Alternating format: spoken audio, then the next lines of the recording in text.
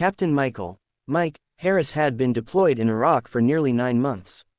The desert sun was relentless, and the wind often carried fine grains of sand that found their way into every crevice of a soldier's gear. On that particular day, the sky had turned a strange shade of orange. A sandstorm was approaching fast. Mike's platoon had been ordered to escort a convoy carrying medical supplies to a small rural clinic. These runs were routine, but they were never truly safe. The road was long, lined with crumbling buildings and the occasional abandoned car that could hide explosives. Mike sat in the lead Humvee, his radio headset pressed tightly against his ear. "Convoy, keep your distance, visibility dropping," he instructed calmly, though his eyes never stopped scanning the horizon. The storm hit like a wall. Visibility shrank to less than 20 feet, the air thick with dust. The convoy slowed to a crawl.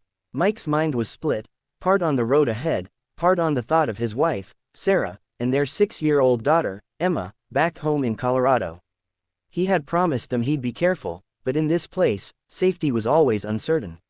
Halfway to their destination, a deafening blast tore through the swirling sand. The ground shook, and the Humvee behind Mike's erupted in flames. "IED, IED," his gunner shouted. Mike's training took over. "Alpha Team, provide cover fire. Bravo Team, secure the wounded," he barked, leaping out into the storm without hesitation. Through the chaos, Mike spotted Sergeant Lewis pinned behind a wrecked door, his leg bleeding heavily. The wind roared, carrying the sounds of sporadic gunfire from unseen attackers. Without thinking, Mike sprinted to Lewis, bullets snapping past. Grabbing Lewis under the arms, Mike dragged him behind the cover of a concrete barrier. "Stay with me, Sergeant. You're going home," Mike said, applying a tourniquet with practiced speed. The firefight lasted only minutes, but in the middle of it, every second stretched endlessly. Eventually, the attackers melted back into the storm, leaving only silence and the howl of the wind. The convoy was battered but still operational. They loaded the wounded into the remaining vehicles. Mike insisted on riding in the back with Lewis, holding his hand and keeping him talking until they reached the clinic.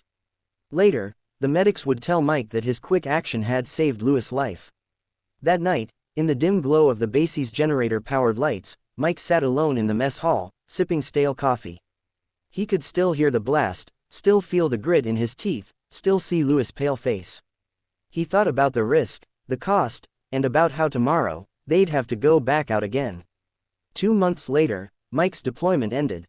The flight back to the US was long, the landscape outside the aircraft window changing from endless sand to rolling green fields.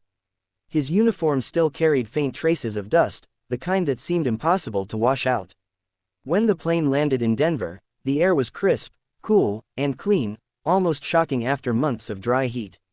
Soldiers filed off the plane, duffel bags slung over their shoulders, scanning the crowd for familiar faces. Mike spotted them instantly. Sarah was standing near the front of the barrier, her eyes already glistening with tears. Beside her, Emma was bouncing on her toes, clutching a handmade sign that read, "Welcome home, Daddy." In bright crayon letters. Mike didn't remember moving, only that suddenly he was running, and then Sarah was in his arms, holding him so tightly he could barely breathe. Emma wedged herself between them, wrapping her small arms around his leg. "You're home," Sarah whispered, her voice trembling. "I told you I'd come back," Mike said, though, inside, he knew how fragile that promise had been. They drove home through familiar streets, past the coffee shop where Mike and Sarah had their first date, past the park where Emma learned to ride her bike. The world seemed the same, yet Mike felt different, like he had been gone much longer than a year. That evening, after Emma had gone to bed, Mike sat on the porch with Sarah, the scent of pine and fresh-cut grass in the air. She poured him a beer, and for a while, they just sat in silence, listening to the crickets. Finally, Sarah spoke. "I got a letter from Sergeant Lewis' wife. She said you saved his life. She called you a hero." Mike shook his head. "I was just doing my job. Out there, you don't think about being a hero. You just make sure the guy next to you gets home too." Sarah reached for his hand, squeezing it. "That's exactly why you are one." Mike looked up at the night sky, the stars clearer than he'd seen in months. He thought about the men still over there, about the ones who wouldn't be coming home, and about the sandstorm that had nearly changed everything. In that quiet moment, he realized that while he had returned physically, part of him would always be back in the desert, watching the road, scanning the horizon, and carrying the weight of the lives he'd been responsible for. But tonight, he was home. And for now, that was enough.